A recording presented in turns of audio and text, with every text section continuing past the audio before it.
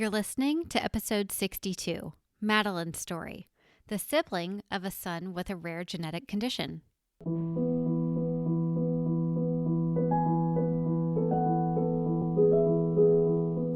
Hi, and welcome to the Child Life On Call podcast. When your child is sick, the whole world seems to stop in its tracks.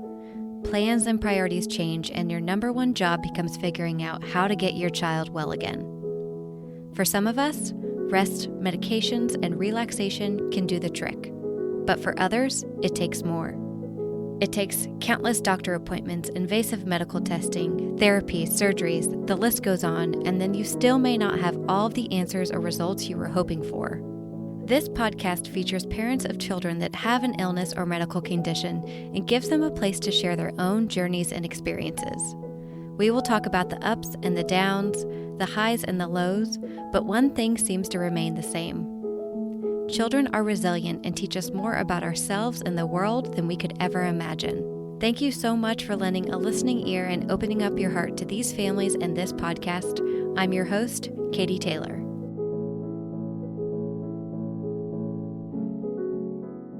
Is rough. That kind of, that symbolizes a lot of like the whole journey of like not being able to just take a day to cry in bed all day. Like I couldn't do that because I still had her to take care of. Hello, my friends. I am so thankful that you are here to listen to Madeline today. She is the host of the Rare Life podcast. So if you haven't, head over now, listen to her. She's got lots of stories, lots of parents, lots of professionals, and lots of good nuggets of information about having a kiddo with a super rare genetic condition and what that looks like for her family and for other families going through similar experiences. So I'm excited that she's here today for a couple reasons. One is just she's a totally easy person to talk with, and she's one of those people you just feel like you know right away.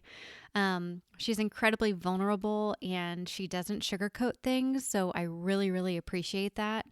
And then the other twist about today is her son Kimball is the one with the rare genetic condition, but we're going to be talking about his older sibling. And so I think this is a part of the podcast we haven't talked enough about, what siblings go through, what it feels like to be the big sister, what it feels like to go through these experiences, what it's like for Madeline's relationship with her daughter now that Kimball is in the picture. So you're definitely going to want to listen to the whole thing and then make sure you go and listen to the Rare Life podcast, because in just a few weeks, she's going to have my episode on there in which we talk about some strategies for some of the challenges that we've talked about with siblings. She has a ton of good questions for me. She asked me, when's the best time to have a second child if your first child has a rare genetic condition? She talks about how to have the really tough conversations about really hard things with siblings of kiddos. So I'm just so grateful that you're here today and that Madeline was willing to share her story and talk about her daughter, Wendy. So I'm Madeline Cheney and my husband is Justin Cheney. We live in northern Utah with our two children, Wendy, who is 5 years old, and she is our healthy, just very typical child. And then we have Kimball, who is 2.5. And he has a rare genetic syndrome called dysplasia punctata X-linked type 1. It's a mouthful. That is a mouthful. CDPX1. So that can be that one rolls off the tongue a little bit easier. CDPX1, is that correct? Yeah. Okay. That was good. Yeah, that's totally Thank you. You must deal with a lot of those acronyms. You're right. With all the they tend to you tend to listen to it, a little bit and get the hang of it, like BBSOAS and a few others of mamos we've had on the podcast. Yeah, that's awesome. So I'm a stay-at-home mom with them, with our two kiddos, and I also have a podcast, The Rare Life, and so that takes up every extra minute of my life. And that's been awesome, a huge challenge, but so rewarding, and just so I'm sure you relate with that. But it's just such a awesome passion project, and has brought a lot of healing to myself I didn't know I needed. So that's been really cool. I'm trying to think of like a fun fact to add in there that would be like. I love that. How about what you asked me? You asked me something you like, something you love. Letter, yeah. Yes. Okay. So I would say, yeah, it's a tough question. I ask people that, but I need to be able to dish it too, or be able to take it. So I am a lover of my bubble baths Oh. and of going for hikes. Love to hike outside in the trees whenever I can find trees. And so you get to do that a lot in Utah, I would guess. Well, I look for the trees. It takes a little more effort. I grew up in Western Washington, and Oh, there's okay. a plethora of trees there. So Oh, I'm always in pursuit of anywhere that looks anywhere anything like Washington, which is a little harder because it's a desert. But there are totally. beautiful places that we found, and that's been really fun. So, So I was on Madeline's podcast and we talked a lot about sibling support and education. And I think in our conversation today, we're definitely going to talk about Kimball and kind of how what Madeline's experience has been like. And we're going to touch on Wendy too, who is the older sister who very much feels all of everything and every experience that happens within their family. So I'm really honored that Madeline is going to talk about Wendy too. And hopefully, other parents out there who are listening can really relate to what those siblings go through. So mm, I guess let's back up a little bit to, you said Wendy, you described her as your typical kind of healthy child. And so she was what, about two she was two when and a Kimball half when was he was born? born. Okay. So kind of walk us through the middle of that pregnancy when you guys found out something was going on. Mm. So yeah, that's where the story begins, right? I was going in for my the infamous 20-week ultrasound where I thought we were just gonna have it confirmed. Yep, everything looks good. He's still a Mm-hmm. boy because we knew he was a boy from much earlier in ultrasound. They just accidentally saw that. So it seemed like it'd be such a boring run of the mill appointment. So I just went in with it was just me and Wendy. We went in without my husband this time, and I wish he would have been there, but um, for that very boring appointment did not end up staying boring where the ultrasound tech she was scanning and I remember she was taking a long time just going over and over on different body parts and I was like, oh, this is kind of weird because I had Wendy, so I knew it was kind of the Yeah. typical run of the mill. Oh, it looks so cute, everything's great, and she wasn't saying that stuff, and I was trying to make small talk because it was I like Yeah. I don't know. It was kind of silent and I felt a little uncomfortable. So I was like, so do you love being an ultrasound tech? And she was like, well, I usually work in this high risk clinic in Salt Lake, but I'm here today. And I was like, well, that must be a hard job. Like you must have to deliver a lot of bad news. And she was like, oh, it's usually the doctor. Actually, I don't actually give the bad news, but yeah, it's a cool job. And I was like, oh, that'd be so hard. And little did I know she was sitting there scanning me, being like, Oh my gosh. dang it, you are, we ended up being sent after we talked to the doctor and he told us about the birth defects they saw. We ended up going to that clinic and we saw her again, that high risk clinic. Did she So that was recognize kind of you? crazy. Yeah, I said something too. I was like, "Do you remember us?" And she's like, "Yeah." Oh So that my was kind gosh. of that ironic foreshadowing that I didn't realize was happening at the time. But the doctor pulled us aside after just me and Wendy after the ultrasound, and he was like, we've seen some birth defects that are really concerning. His long bones, that's their fancy term for the arms and the legs, the limbs are short for his gestation, and we can't find a nose bone, any kind of profile on him. And he was like, we don't know anything yet, but these are very classic signs of Down syndrome. So we think your son probably has it, but we'll do some testing to confirm. And so that was that conversation completely changed my life. Obviously, he was already forming that way, but that changed the course of our life and finding that out. And I was completely crushed and I felt like a deer in the headlights of like, what? Like, especially with, I don't know, Down syndrome, I was like, that's for older moms. I think I was 23 when he was telling me this. So I was like, this is not supposed to happen to me. This is not part of my plan. This doesn't make sense. And when he was telling me about it, I was just like, the news was just, oh my gosh, I was going crazy, like trying to fathom what he was telling me. And I remember looking over at Wendy. She had her little snack container and she walked over to the biohazard trash can and plopped it into the trash can. And I just remember thinking, like, what's happening right now? Like, I Yeah. feel so out of control of everything.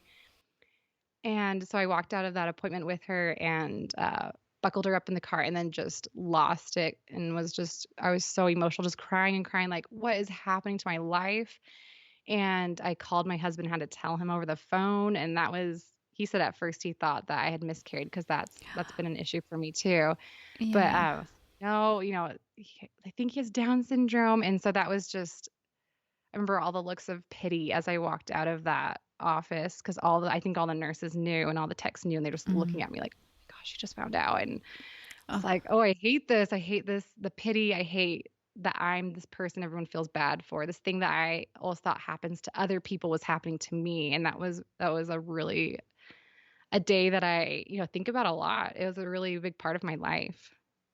well, So, and having your 2-year-old there, yeah, it's yeah. like, isn't it amazing, like how you're able to see other people's emotions as you yourself are going through trauma? It's like this experience where you literally are kind of looking in on everything that's Mhm. happening. And so, where did Yeah. you called your husband on the phone? Where did you guys drive to? Like, I wonder, because you're still having to parent Wendy, right? It's like Yeah. you don't Yeah. get I couldn't. to just sulk and cry, and you don't get to do that. You can for a little bit, and then you have to drive somewhere. Yeah, yeah, that is rough. That kind of, that symbolizes a lot of like the whole journey of like not being able to just take a day to cry in bed all day. Like I couldn't do that because I still had her to take care of. And so after that appointment, I drove back to our apartment and I had scheduled I used to carpool with my best friend and her daughter. We would go to the store together and do a big grocery shop together because it's kind of far away. And I'd already planned that to be right after the appointment. That was supposed to be super boring and typical and just like, Mm. no news. And I was like, you know what? I think I'm going to keep that. She would totally understand if I canceled, but I was like, I need to see her right now. So it actually ended up being a really cool, chance to see her and gain support from her. And so it was literally like, I think I was running late to meet her because it took a little longer. That's how immediate after the appointment it was. And so she came to the house or to our apartment and I got in the car and I was like holding back the tears as I was like buckling Wendy in and she was like, "What happened?" And so I like broke down crying, saying like they think he has Down syndrome. And we sat and cried for a little bit and then kept driving to the store and I was able just to unload on her of like just as all the reality I kept realizing things with her. Like it was really interesting because there's like that initial shock and then kind of like my brain searching through like, okay, who do I know who has a child with Down syndrome? What do I remember about that? Because it's a very prevalent thing, right? So you Hmm. have like a more to base it off than these more rare genetic syndromes like he ended up having. But I was realizing as we were driving, like, I was writing these letters to him as I was pregnant with him. Will he even be able to read these letters? Like, can I even express these deep feelings to him? And oh my gosh, wait, he'll probably live with us the rest of our lives. We never will be empty nesters like I thought we would. Like, all these things kept crashing down. Like, I was realizing these things and I would just like start crying more. And so it was interesting to process through that with my best friend there who I call her my best friend. We only knew each other for a year before that, but we just connected Hmm. really well. And I'm just so grateful that she was there with me and helped me, I don't know, reach out for connection in a time when I would normally just want to crawl under the covers and like just cry myself to sleep. So that was a really long, monumental day for us. Wow. Yeah. Wow. Well, I'm sure that she has her own kind of thought about what that was like. And you say it was such a positive experience about having somebody there to listen. And I hear a lot of parents often say, they'll go talk to somebody and they'll be like, well, we don't know anything yet, and kind of just not deny those feelings, but it's really easy to push it away when sometimes you just need Mhm. somebody to say all the really hard stuff with out loud. Like have Yeah. somebody there to be like, we may never be empty nesters. Like just Yeah. get it out. Because Yeah. we know when it stays inside, that hurts so much. And then you privately have to sulk, and that's really difficult. Yeah, and she was really good at reflecting my feelings. So like she was looking at me with these big eyes full of tears watching me talk about this and I could tell that she was hurting too, like right with me. And that was so, a lot of people worry about what to say, like what's the right thing to say, but I think just being there in that moment with that person in their pain and not shying away with it from it by saying things that are minimizing like, "Oh, you'll be okay," or "You need to be strong." Those kind of dismissive things that people Mm. usually tend to say. She didn't do that. She was there in the pain with me. And I really appreciated that. Oh, that's amazing that she's able to do that. And the people who do say, you'll be okay and we don't know anything yet, they're doing their own way of protecting you and supporting you like the best way they know how. But I love what you say about just being there and listening is huge. Yeah, totally. Well, can you, I guess, take us from there? And I'm guessing that, based off your story, you didn't have a lot of answers until after the birth. And did you deliver early, or what did that look like? So we were really fortunate because that first for a week we thought he had Down syndrome, and I reached out to a lot of people and stuff and joined Facebook groups and was trying to get a hold of like what my life would look like. And then we got the call back a week later and found out that it came back negative. All the genetic testing came back negative for any of the major genetic issues or chromosomal abnormalities. And so he was like, it's something really rare.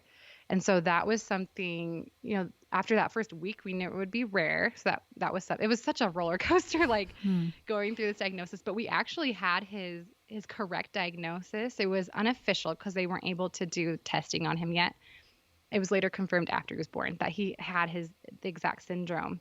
And so that was really awesome because I know a lot of parents do have to, sometimes it's years before they get a correct diagnosis for their child. But we were able to, the doctor we had was really good. She was a specialist with skeletal dysplasias in particular.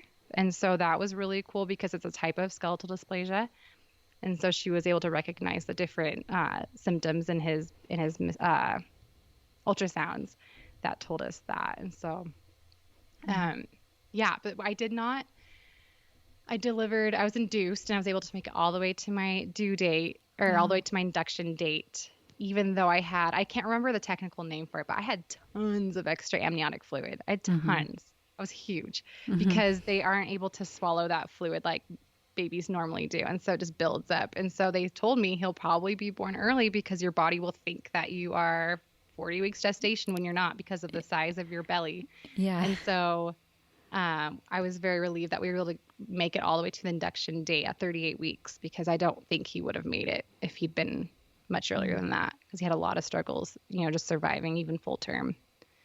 So. And did they set you up for a NICU experience after that, or was it unknown? Yeah, they said he'll be in the NICU. He'll need he'll need to be intubated to breathe because he had that lack of airway in his nose, and so we knew he would be in the NICU, and he was in there for 3 weeks for 22 days, which is much shorter than so many parents. But it was a long 22 days, especially having another child to worry about and to parent. Yeah. So. Well, yeah, let's go back to Wendy a little bit. How did you guys talk to her ahead of time about brother being different, or, for her, this was her first experience. And so being a sibling. And so I tell parents a lot, they don't actually know any different. Like, different because you've had this whole life experience and you see sibling relationships, but, your child doesn't. So how do you frame them? How do you prepare them for that? I'm thinking back. I don't remember having a ton of conversations with her. I think I remember that I thought it was so exceptional that she seemed to understand that there was a baby inside me. And that was kind of like this thing. I was like, wow, she understands that concept. Totally. I don't know that we really tried to prepare her for what was going to happen. I think we told her we'd be in the hospital for a long time. Yeah. And that he would stay there and then come home. But I don't think we talked too much about, his body is formed differently than yours. And I don't remember it, at least. Well, she was 2 at the time. Yeah. So baby's going to be born from mom is a big enough concept. So it sounds like you were right on. And then, preparing for mom being away in the hospital, having the baby is a change for Wendy too. Yeah. Yeah, my mom came down and took care of her so we could be at the hospital for, 12 hours at a time or 10 hours at a time. And it was hard to, it kind of was the beginning of a life of trying to choose whose needs to meet, because it kind of feels like it's always a constant juggle of like, oh, she needs this and he needs this. Whose should I meet right now? And I need something, And so trying to decide the more important place to be. You know, that was really hard because I was so used to just giving her 100% of myself. To suddenly Mm-hmm. have it spliced by this very needy, very sick child was really, really hard. Yeah.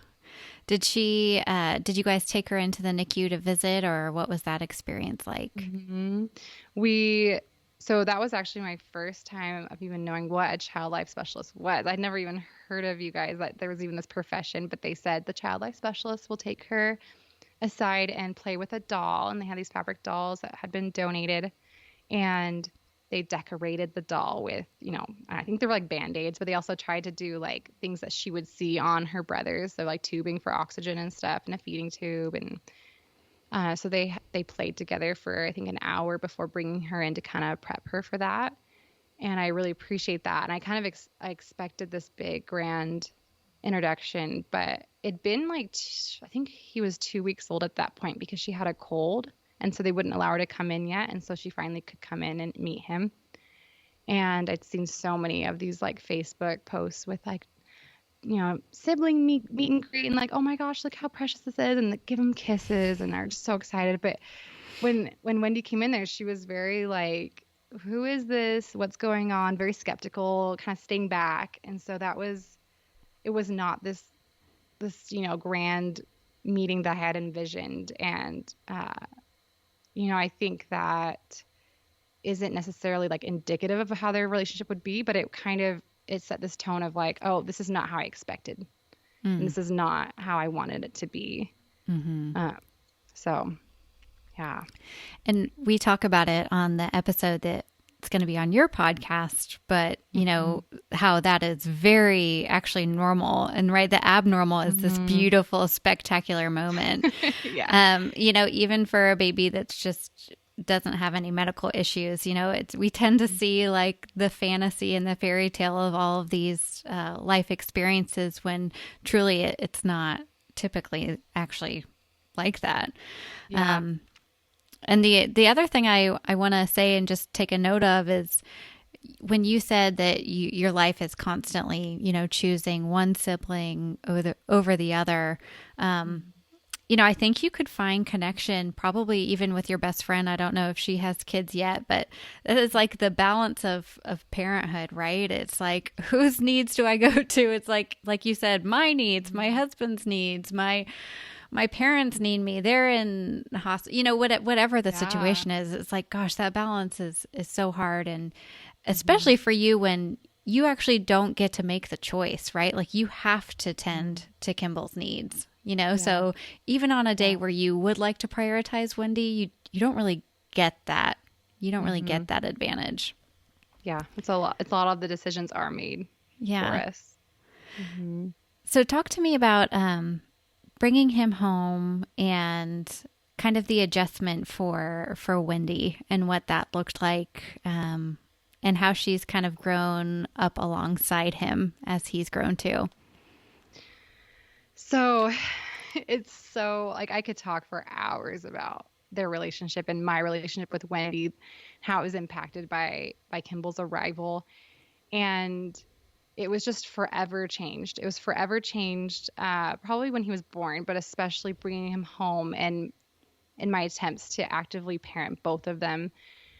Because like I said before, I could give her 100% of my attention, my love, and we were just the best little buds. But when Kimball came home, everything changed. There was so much aggression. There was so much aggression, and I want to be careful of like not talking about too much of the details of what she was doing to protect her privacy, because I wouldn't want anyone telling the public about things I've done. Although I'll tell you what I've done. That was incorrect, but Yeah. I'll let her do that.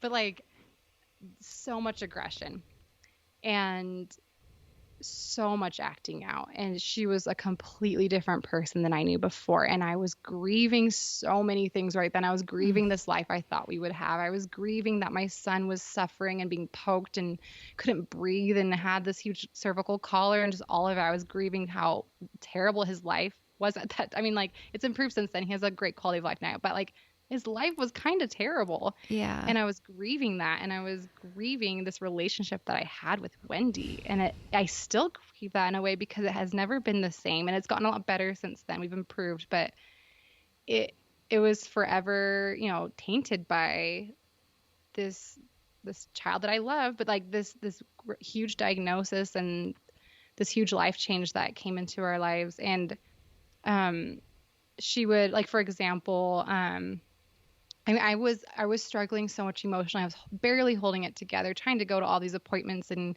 keep him alive and keep him safe. And she would act out and start, being aggressive towards us and physically. And I felt this huge. I was so torn. I was the mama bear protecting my medically fragile child that I was trying to keep alive, just because, keep him. I protect him from his own body and keep him alive and give him a good life. So I was the mama bear against this other child that I love so much, and to feel that defensiveness of him. And really, like, if someone came up and started attacking your child, you'd want to attack them back. And so I Yeah. was feeling this really terrible torn feeling, this anger, this resentment towards her, and I hated that. Like, I still feel that sometimes, like that two parts of my heart just pitted against each other. Mm. And I think one way to describe it, like, watching her, she was struggling so much, and I was struggling so much, and it felt like I was just completely drowning. I was totally drowning in my grief and my sorrow and my pain and trying to keep up with all of it, all the therapies, everything. I was just trying to survive. And it was like looking over and seeing her next to me, also drowning, and saying, like, "Mommy, help me." And I couldn't help her. And that was really hard. 'Cause I felt like I literally couldn't take anything else. I could barely handle what my son was needing. And to see another person need so much of me, I was so resentful to her. I was like, I can't do what I'm asked to do even without you, and I can't handle rescuing you right now, but I see that you're in pain and I see that you need me and I can't be there.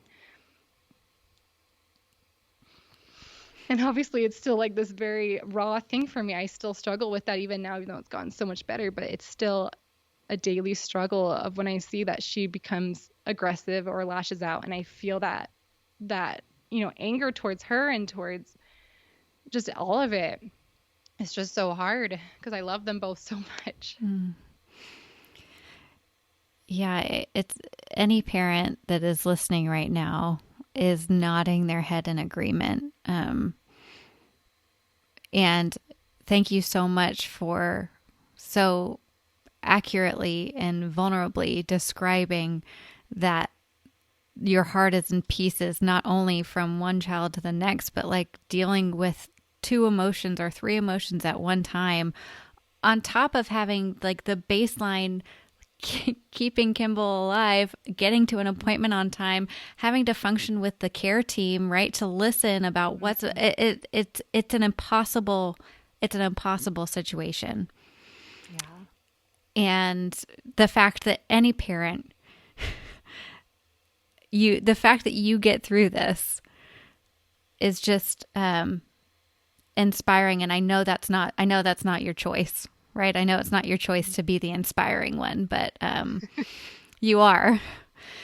And so if you could go back to one of those appointments when you kind of remember just really drowning and being at the beginning with Wendy going through this, you going through this, and Kimball going through this, is there something that you would tell that mom or tell yourself? I don't, that's really hard. I don't know. I'm not sure.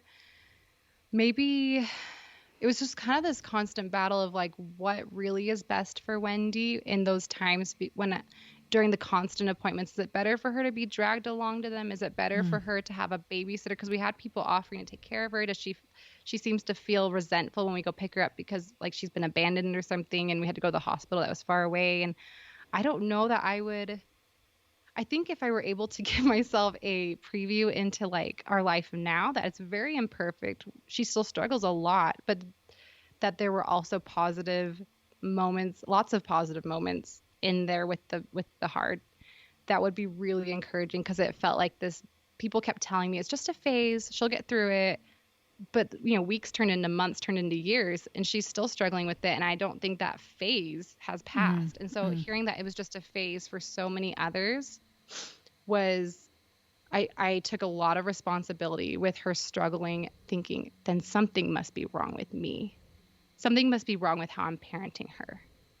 And that's still still this insecurity of like, what am I doing wrong? What are mm, these other parents doing that make that, they're these little buddies together. Like, how do I facilitate that? I tried so many different things thinking this is it. This is gonna help them, and it wouldn't. It would work for maybe a day and then it would mm. pass and it would go back to that resentment and that really stormy relationship between them. So I wish I could show myself like this is what it's going to be. It'll be fine. Mm. In fact, you'll have a lot of joy in seeing their relationship together.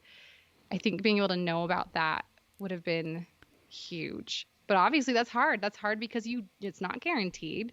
And when people would tell me it'll be better, I was like, you just don't understand. You Right. have no idea what this is like. And so that even felt isolating. So I'm not even sure. Like, I was like come to myself with like, hey, here Yeah. they are. Look at them. That Yeah, would be amazing. exactly. Yeah. But uh, Well, you're giving that glimpse to another parent in the drowning shoes right now, mm, which is yeah, really helpful.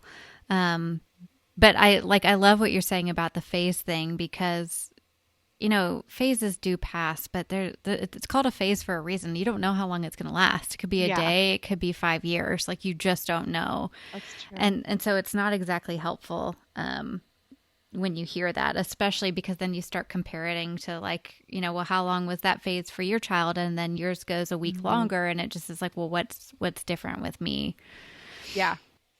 So as you've kind of seen, I was also thinking about the challenge there with a sibling and a younger sibling with medical issues or without medical issues. It's like they don't even get a relationship with that baby yet because the baby doesn't give much to Yeah. anybody, right? So it's like you do in some ways have to wait for the baby to grow for those two Mhm. to start that bonding Yes. experience. It doesn't happen instantaneous, which is kind of what we're all taught, right? Like, Mhm. oh, they'll be siblings for life. You get you talk about when you're pregnant by saying Wendy's going to be a big Yeah, that's sister. true. It's like that is the relationship, but it takes a long time. Yeah. And it took Kimball longer than, just the average baby because he was deaf and blind.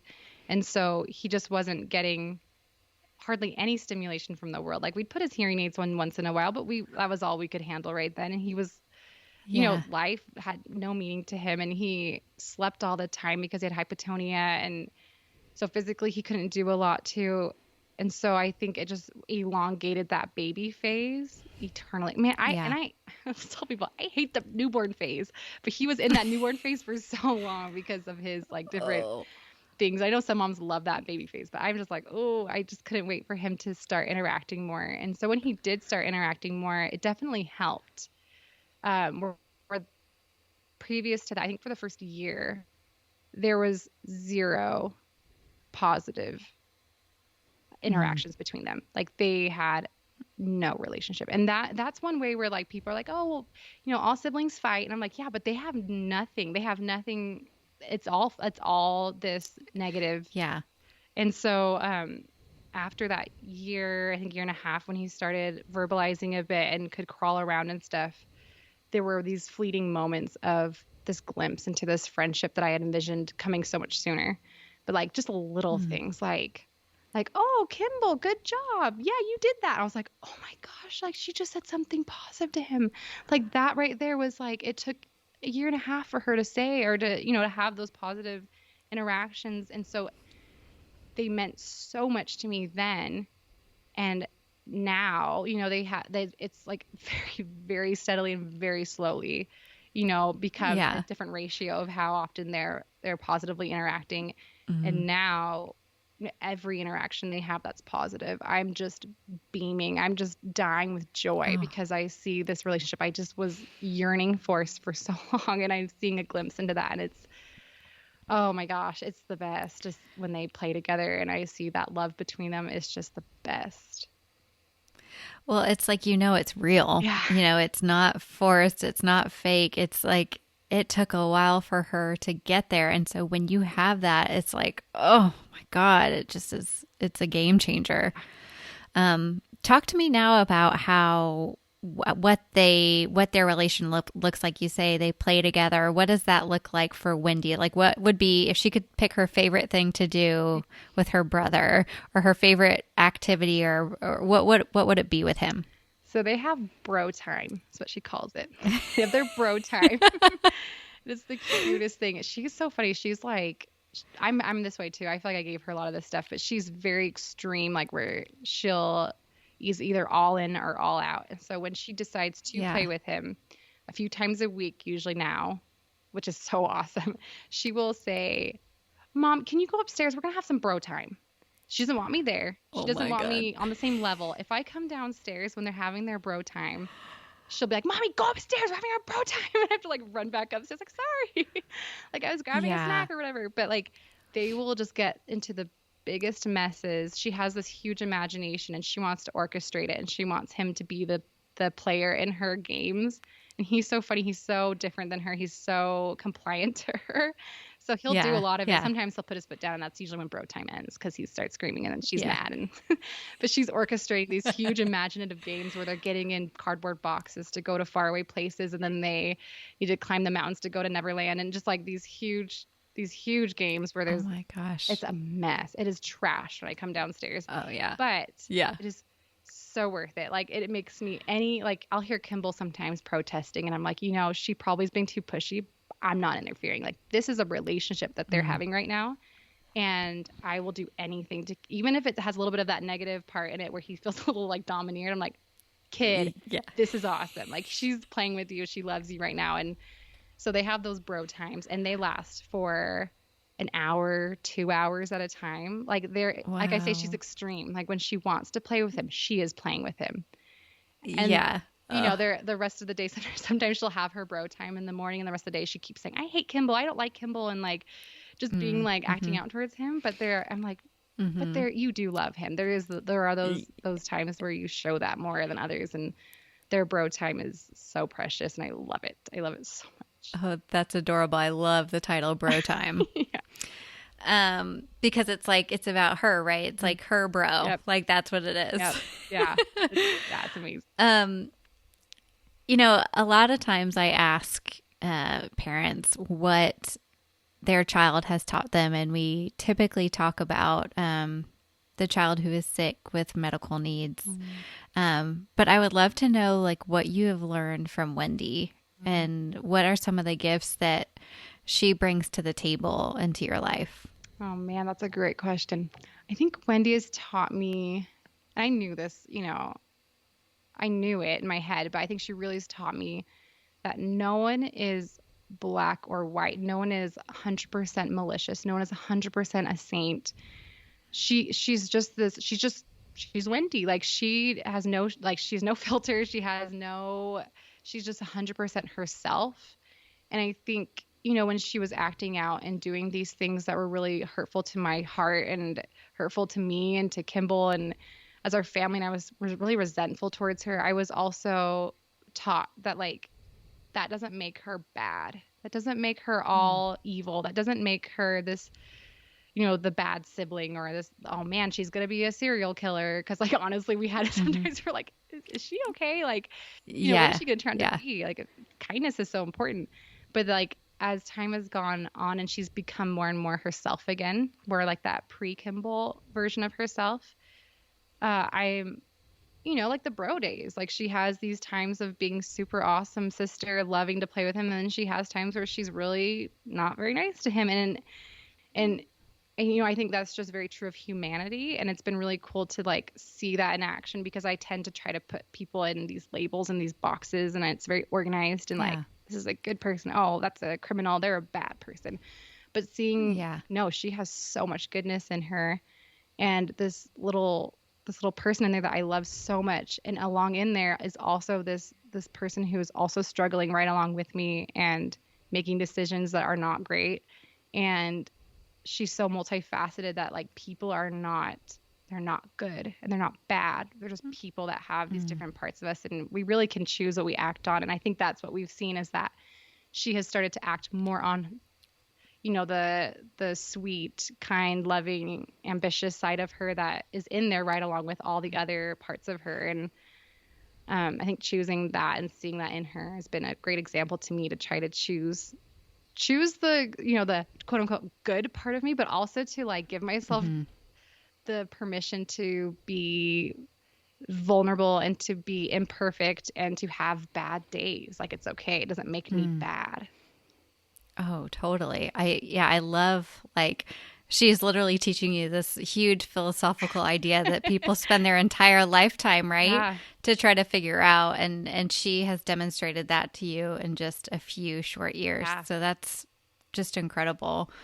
And it's hard being a parent and kids are hard to relate to in some ways because they're not miniature us. They're not miniature adults. They do process in different ways and they do fly off the handle and it's just hard to watch. It's hard to not paint that. If you were to see an adult do that, it's like, whoa. And it's hard to not see kids in that way. So it sometimes helps to expect kids to misbehave, right? Expect kids to show jealousy and show these emotions that aren't so normal for us to act on. But the more we expect them, the more it's almost like you're able to maybe like see it for what it is. Like if I expect my kid to run through the kitchen and trip over the dishwasher and hurt her shin, which just happened in my house about 30 minutes ago. Like, you know what I mean? Like I should have expected that to happen because the dishwasher was down and she was running with a bucket on her head. So like, that's on me for saying don't run in the kitchen. It's really difficult. Kids are hard. Yeah. Kids are really hard. Yeah, I love how you talk about expectations because I feel like that's what my downfall was. I expected this great relationship. I expected her to be like so loving and I think you're right. Like expecting like, no, it'll be hard. She's gonna have a rough day today because we have an appointment. Like that can do wonders. Totally. And then, if you get to be pleasantly surprised, it's like, woohoo! Yeah, and I'll throw in there too. One cool thing that I've learned is preparing her for that. Like on my good days and I feel on top of the game and we have an appointment, I can say, Wendy, it's appointment day. You usually really struggle on appointment days for the whole rest of the day. I don't know why, but like this probably will be kind of hard for you. And a lot of times I think giving her that prep, she actually does surprise me and acts better than I expect. So there's this like, I don't know. It's interesting. I don't know. It's totally interesting. And it's like the experiment, right? It's like, do I, don't I? And finding what works best for Wendy. You mentioned one thing about her and you said that she was ambitious. And I'm wondering if you can think of a Wendy ambitious story for us. Oh, man. Well, she has these. Okay, so this is relating to Kimball, so this will be a good one to tie in. But she's gone through a lot of different like occupations she wants to have when she's older, like any other kid. And recently, I think like maybe 3 months ago, she decided on an occupation she wants, and she's kept to it to this day, which is really cute. That's a record. And she wants to have I don't know what to even call it, but she calls like it's her like a facility for buddy boys. And let me tell you more about what that is. She wants to have this, basically, I think it'd be like similar to a boarding school for buddy boys like Kimball, her in her words, that have issues with their bodies, the same kind as Kimball. So she says. Aww. So she said she just dreams up. She talked. I timed it. It was an hour and a half. She talked to me about all the details of what this would be like, and all the different details of it, and how she would wear a headset where they could talk into a speaker and order their food that they wanted, and she would only be able to give them things like crackers that she knows how to do, is what she said. But then they could make their orders, and then she would make their snacks for them and give them the snacks. And then when they barfed in their bed, like Kimball does a lot, then she would be listening. And when she would hear that, she would come in through the tent opening on the ceiling. She'd fly through, like lower down, grab their blankie, and have a secret duplicate. She used that word, duplicate blankie, that looks just like their other one. So she could trade it out, and they would think that she had just washed it. And then she would really wash the other one so they could have a dry blankie. Like things like that. And she would have a measurement device. So they would have to stand on the scale to make sure that they really do have his same condition, because they need to have dwarfism. And if they're too big, they can't come in. They need to have his issues, she said, because I know how to take care of buddy boys with this, is what she said. And so, Oh, moments like that, I'm just like, oh, where was this? Like, I wish I would have known this was going to come out of her mouth, 2 years ago. But it's just the sweetest, like, oh her my version of gosh. showing this fierce love for him and this protectiveness. And she told me, I won't have to go to college because I know how to take care of him already. And so, that was Oh, just the cutest thing. And she plans to work there with Kimball. She'll said, as soon as I'm a teenager, I will start this. And then once he's a teenager, he can come help me. So they're going to work together so oh she can my have, quote unquote, gosh. money in her purse. So, like, that little, Okay, it just kills me. She's so cute and ambitious. that is so stinking cute. And like she can do that. Yeah. Like I don't have any doubts. She would just go out and, yeah, she would tackle that. She is so ambitious, and she does. She does what she says she's going to do. And obviously, maybe this won't actually happen, but it is so cute. I mean, okay, I'm gonna be the first investor, so you just let us know, and we're gonna do the buddy boy Yeah. thing. Oh my God, it just like shows you like the internal workings of all that she takes in, right? Like even if she would have thought of the one part about changing the blanket out, like if you throw up on it, but the fact that she also made it a duplicate, it also comes in from the top so that they don't know. It's like this is layered in kindness. Like Yes. it's so crazy. That's Oh, and true. Like, thoughtfulness. that's her way of showing kindness, are these like ambitious like schemes. Like, one more Mm. story really fast. He was Yeah. sitting on the couch one day, and she said she wanted to make like a barrier like around him so he could have. 'Cause I told her, I think it's a little much. I think he needs a break from playing with you. And so she said, okay, we'll put him on the couch, and then we'll make a curtain around him so that he can have some alone time. I was like, okay, Oh, how are you going to make a curtain around the couch? I was like, okay. I was trying to be like supportive. y- It's like, so how are you going yeah. to do that? And so she like brought out like this like long, it's like a blow dart Nerf gun thing. She brought that out of the cupboard, and then she was like, okay, now we need a curtain. And she like put together like, some contraption, and it was a curtain around the couch. Like, she figured it out. And so Oh my that is her love gosh. language, is she comes up with these schemes, and she Oh, does it. She executes, and it's amazing to watch that little brain work. And the way she shows kindness. And I think it's just I so cute. That's so awesome. Oh, well, you got to play to that then. Yeah. And like the next time, give her these little jobs that aren't so easy that, anybody could do it, but like only Wendy knows Yeah. how to do it in this exact Yeah. way. That's so It stumped cool. me. I was like, I don't know how to do that. You be able to Yeah, do that. And then she totally. did it. She did it. Yeah, it was Oh amazing. my gosh. Awesome. Well, is there anything else that you'd like to share about your family or sweet Wendy or Kimball, or just tell our listeners, you've got your podcast, which is just a wealth of information and stories, and you've got other professionals on there. Where can we find that? How can we listen to you? Tell us all the things to connect with you. Yeah. So, um, I have a podcast, The Rare Life, and it is kind of based on this, like, it's not for the faint of heart. We don't dodge around the nitty gritty, really deep, dark, hard stuff, which is also what I love, though, is getting into that and getting into Mm, what all the parents are thinking and feeling, but are too scared or too ashamed to say. So that is my mm, podcast, The Rare Life. And I have a website, therarelifepodcast.com. So that's an easy way to find, the episodes and stuff if you're not a podcaster, but it's also a podcast listener, but it's also on all the different podcasting apps. And on Instagram, I'm very active and talking about, the the deep dark stuff, that a lot of people don't talk, maybe oversharing, I don't know. But on Instagram, I talk a lot about our experiences and about the podcast. So that's, I'm at the_rare_life on there. So that's another fun one to join in on. And yeah, I would love to be friends. yeah. Yes, we'll definitely go over and follow her. And then, Madeline, thank you so much for so courageously tackling so many of the things that are hard. And I love how you put it, like saying the things that parents feel too shamed to say. I mean, that's 100% what we have to do to support each other, because there's no need for us to keep this shame inside anymore. I think it's very important to talk about. So thank you so much for doing what you do. And I don't know how you do it. Thank you. I really appreciate it. Thank you so much, Madeline, for being a part of this podcast and opening up your heart and your time. What is time? I know you don't have a lot of it. And the fact that you're able to produce this incredibly structured, amazing podcast on your own is so cool. So we just really appreciate you being here, and make sure you go follow Madeline online. All right, guys, have a great rest of your week, and I will see you again next week. Bye.